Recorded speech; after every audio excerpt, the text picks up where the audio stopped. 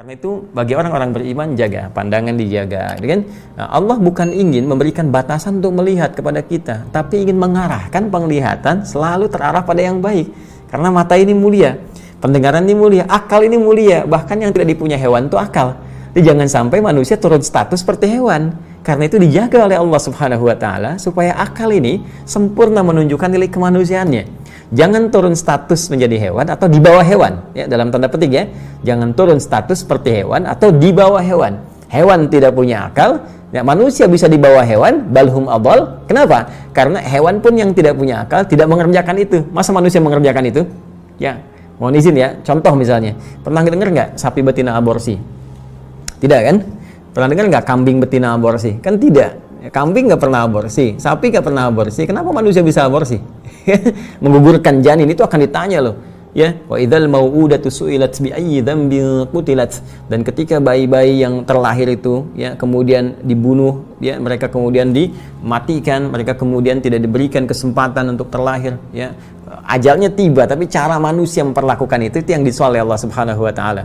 Ya, apa yang terjadi? Bi ayyi dzambin qutilat, mereka kemudian akan ditanya di akhirat nanti sampai mereka berkata, mengadu kepada Allah Subhanahu wa taala, ya Allah, dosa apa sampai perempuan ini membunuh saya? Dosa apa sampai laki-laki ini kemudian membunuh saya?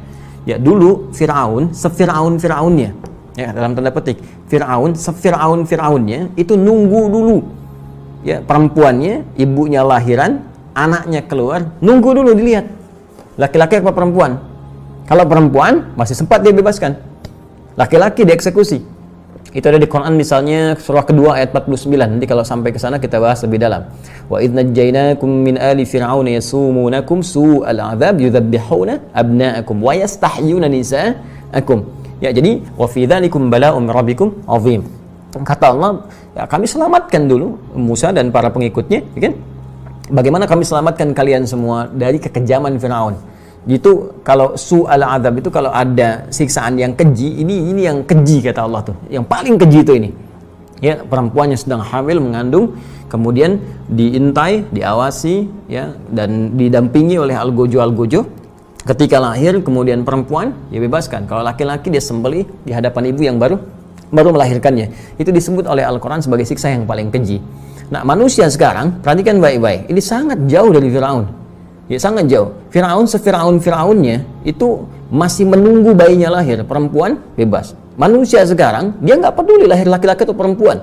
Bahkan dalam kandungan pun janin harus dihabisi, ya, dalam kondisi-kondisi yang tertentu yang sekarang bahkan kita dengar beritanya. Maka demi Allah saya katakan dosa yang sangat besar, dosa yang sangat besar. Itu dokternya, bidan yang terlibatnya, orangnya dan sebagainya. Kalau dengan sengaja menggugurkan kandungan, tidak ada yang dibenarkan oleh syariat, oleh syar'i, ya, bukan karena misalnya ada satu bahaya tertentu, karena kondisi tertentu yang dikonsultasikan baik pada dokter, pada ulama, dan memang dibenarkan hal demikian, maka di luar itu semua adalah dosa yang dipertaruhkan di hadapan Allah Subhanahu wa taala dengan luar biasa, sampai janinnya bicara kepada Allah, yaitu, ya Allah, dosa apa aku sampai dihabisi oleh orang-orang ini sebelum aku tumbuh.